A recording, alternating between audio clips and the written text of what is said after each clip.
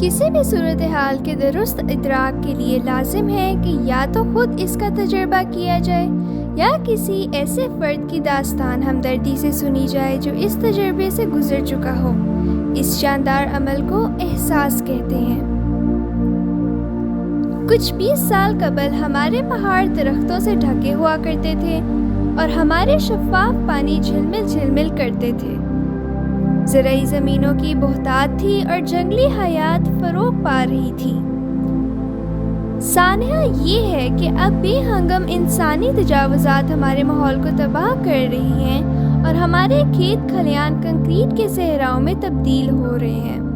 جنگل کٹتے اور سائے گھٹتے چلے جا رہے ہیں۔ درخت تو زمین کے ہاتھ ہوتے ہیں جو رب کائنات سے بارشوں کی دعائیں کرتے ہیں اور یہ دعائیں قبول بھی ہوتی ہیں۔ پانی کی آلودگی اور قابل کاشت زمین میں کمی ہونے کی وجہ سے بہت سارے لوگوں کے رہن سہن میں خرابی در آئی ہے۔ طرفہ تماشا یہ کہ ہم ایک کثیر جنگلی حیات کو ہلاک کرتے چلے جا رہے ہیں جس سے ماحولیاتی نظام کی موت واقع ہو رہی ہے۔ ایک شائستہ اور ذمہ دار شہری کسانوں، مچھیروں، جنگلی حیات اور ماحول کو ایک ہی خوبصورت اکائی کے جزو تصور کرتا ہے۔ وہ ان سب سے بے رحم سلوک کی تکلیف اپنے وجود پر محسوس کرتا ہے۔